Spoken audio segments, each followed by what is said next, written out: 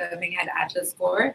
Today, I'm going to be very briefly going to be telling you about the Global Leadership Lab, what it all encompasses. Besides you guys serving at your host organization, what other trainings will you be receiving through Atlas Core, and why is it important towards the end of your graduation? So the Global Leadership Lab comprises of your orientation week, your training and immersions, which are held twice a year, in May, in September, and in January. Your webinars that all the fellows who volunteer to conduct the webinars conduct every month, and your graduation ceremony. Now, all of this four is important for you to attend to be able to get your end of service award. As you all know that your progress report is maintained on the basis of you being able to attend your orientation week, your trainings, which are held, like I mentioned, twice a year, and your webinars and your graduation. So each of these things have points attached to it, which will determine what will be your end of service award. I will be explaining each in detail in a bit, and if you have any questions in the middle, please stop me. So the Global Leadership Lab, all components of the GLL are mandatory for each one of the US fellows and a requirement for all the fellows. These contribute to the Fellows Progress Report and the End of Fellowship Service Award. So supervisors are encouraged to support fellows to attend them all. All your supervisors at your host organizations have already been conveyed the dates of all the immersions that you have, like I mentioned, twice a year. And they know about when it's going to be your orientation week, when it's going to be your graduation, and everything. But a smart thing to do is that when you start working at your host organization, mark your calendars with the GLL dates so that your supervisors can also see them. So mark your Google calendars so that they also know, just in case they've forgotten. Otherwise, even though the partnerships team at Atlas Core has already informed them, and they know that it is a mandatory thing for you all to attend those trainings, right? The orientation week, basically, as we mentioned, as you can see, tomorrow you'll be going through a session of how to adjust to American culture. It comprises of Atlas Core 101, which basically sort of gives you an idea about Atlas Core policies, budgeting, housing, communication. This is a week that we feel all fellows need to attend in order to get themselves associated about what the fellowship program is going to entail, and just to give them a brief idea about what the year will look like.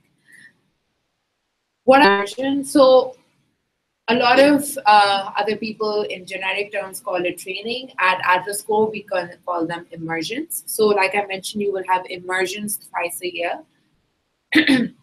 Our trainings are meant to contribute highly to building and strengthening fellows' capacity in executing their tasks at their host organizations. So our trainings are based on different themes, which you will witness once you experience the training sessions. Now the best thing about the trainings is that right now, like we have 93 fellows serving in the US only. This is when all 93 fellows come together under one roof and are going through training. So fellows serving in San Francisco, in New York, in Boston, Philadelphia, all of them will be flying in during these weeks, and you will all of us, including me, will be going through these trainings. Now, what are these trainings based on? These are just some examples of look like. So there are a lot of breakout groups, working groups, a lot of projects, a lot of competitions. I fortunately I was in the May class, so my orientation week was followed by the immersion week, and our group won first prize. So we were very happy about it. So take these trainings seriously. They would add to your contributions. Like I've said, it is what you make of these. So if you're going to be someone who's just going to sit as a backbencher and not make use of the information, trust me, there's so much that you learn by interacting with other fellows. And this is the best opportunity when all of them are under one roof and that you can get to make connections with them. So just again, a few more images of what the trainings look like. A lot of them, you mainly sitting in groups of 7 to 8 or 6 to 7 people. And then there are more groups that are divided depending on how the facilitators take their sessions. The training areas our training areas were in January was design thinking and fundraising. In 2017, we had our trainings on marketing and communications. was focused on developing self. However, right now the senior management and along with me and the training committee, we are revising the curriculum of the trainings altogether. So we're going through a major changes. Our main themes now going to be developing self, developing others, and we're going to be working towards changing on how the format of those trainings are going to be conducted. We, till now, were working in conjunction with Deloitte, and Deloitte used to provide us with the content and the facilitators to run these trainings. Right, we are still continuing our partnership with Deloitte, but the amount of contribution that we'll be working with Deloitte is going to vary a little, which is why we're taking things at a little more forefront now. However, like I've mentioned, there are chances where there are fellows with about 5 to 7 years of experience. Um, oh, I've done this already. But it's also what plan is that there are going to be times when there are things that are explained that is explained in such a different manner that you could learn from. So once the agendas, once everything's scheduled shared with you, make sure you do all the readings before it. There are times when I will be sending you to go through probably perhaps assignments to do before your start of immersion week. Please make sure that there are points attached to each of those things, so make sure you do them very seriously. And if you have any questions, I'm the person you direct your questions to. All right. I things to remember. Satellite fellows should fill in the GLL travel forms. Now, what are the GLL travel forms? About a month to 6 weeks in advance to having the immersion.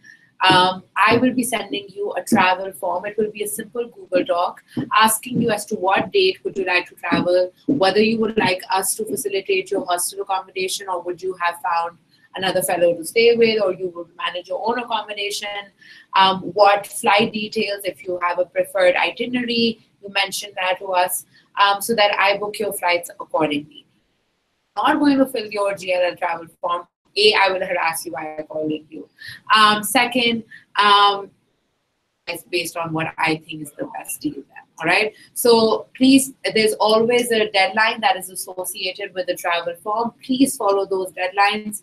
Please note that we have to travel or book these things in advance because we have a lot of planning to do.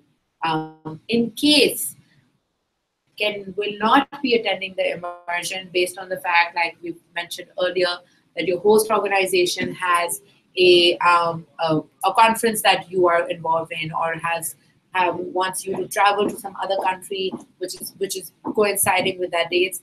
Please have your supervisor email your program contact, or Nick or Meredith, informing them, or me even, that this will be the case, so that we do not deduct your points for not attending the immersion. All right, we will come up with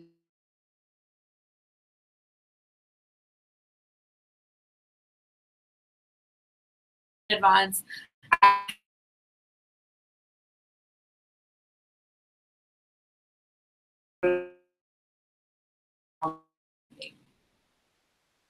Please don't be that make like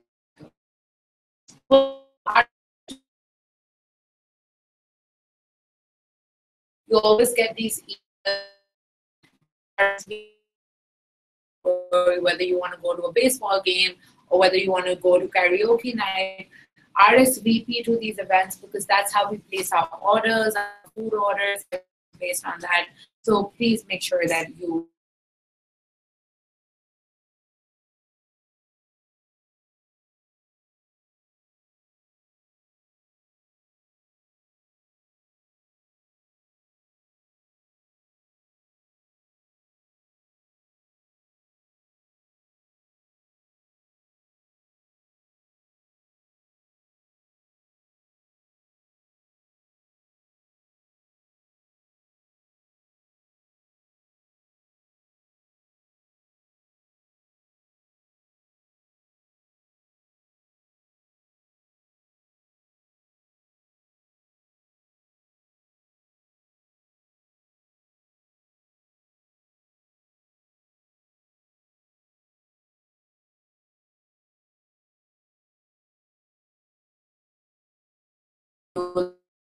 now because of a lot of technical issues that we face.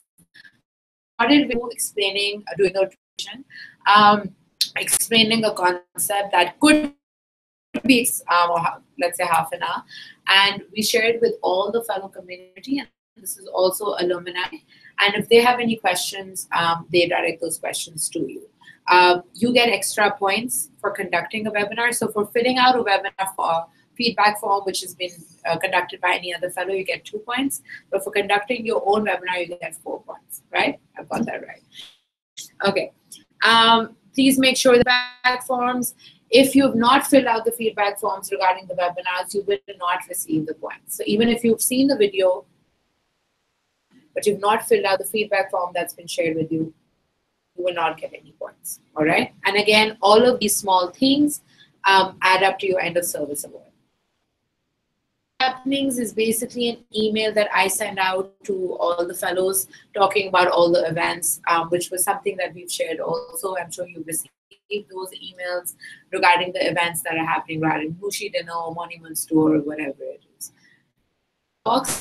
These are sessions that we have by inviting people, office or any other space that we get. Interesting people you've met or are at host organizations achieve amazing story to tell. You come across people that you want to share their story with the community, you can always get in touch with me and say that, you know, 1 hour session at the office that I would like to conduct. Like 6 weeks from now, we had a Holocaust survivor come into our those events, those very sad events. It was a personal thing, but it have to be something that's related to the nonprofit sector.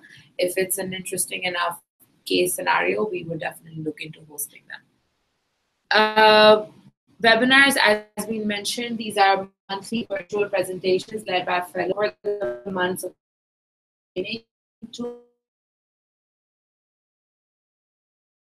you have to watch those two and fill out one. So a lot of fellows get confused that they watch both and the full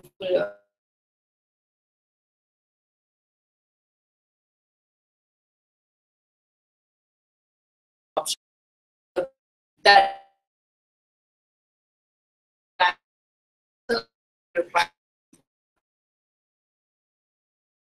the graduate service in September and January, for example, it will be classes. We are going to be adding to more graduate you guys. This is again that I have to score and